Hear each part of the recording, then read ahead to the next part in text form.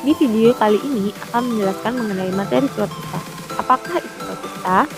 Protista berasal dari bahasa Yunani, yaitu berarti yang paling pertama. Nama itu diberikan karena protista sebagai eukariot tingkat rendah yang berevolusi.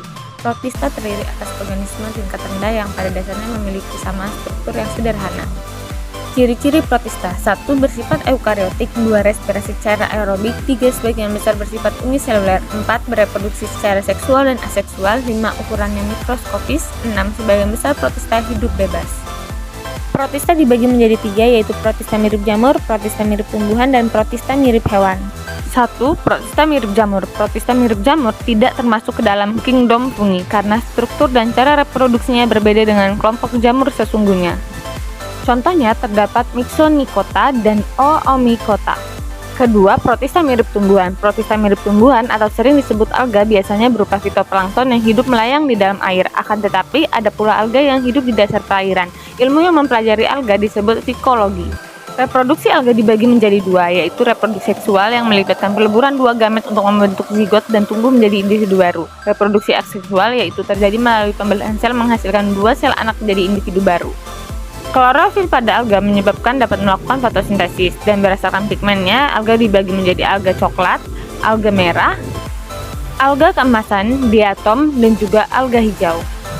Perbedaan alga dapat dilihat pada tabel yang dimulai dari ciri-ciri, habitat, cara hidup, reproduksi, dan peranan.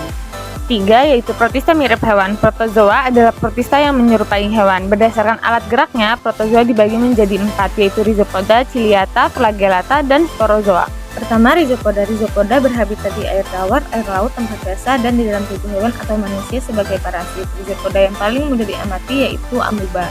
Struktur Rhizopoda: 1. Vakuola air, yaitu fungsinya untuk keseimbangan kadar air di dalam tubuh. 2. Physopodia, yaitu alat gerak. 3. Ektoplasma, yaitu berfungsi melindungi organel.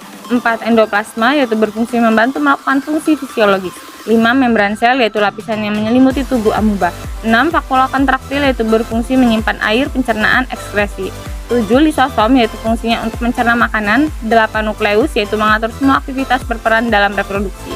9. Mitokondria, yaitu berperan dalam respirasi atau pernapasan.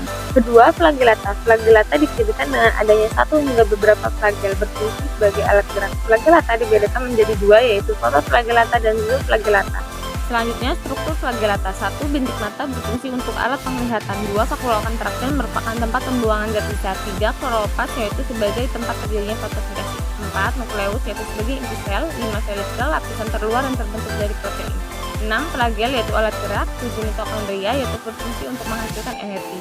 3. Ciliata. Ciliata umumnya berhabitat di laut atau air tawar. Sebagian besar ciliata berukuran mikroskopis.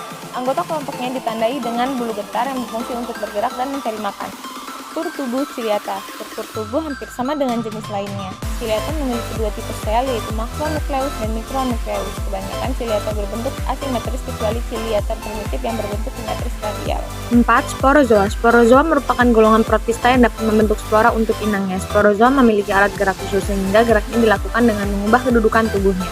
Selanjutnya, struktur tubuh sporozoa. 1. Tubuhnya berbentuk bulat panjang. 2. Ukuran tubuhnya hanya beberapa mikron. 3. Tubuh terbentuk dari kumpulan tropozoid memanjang. Selanjutnya, penampakan protista di mikroskop.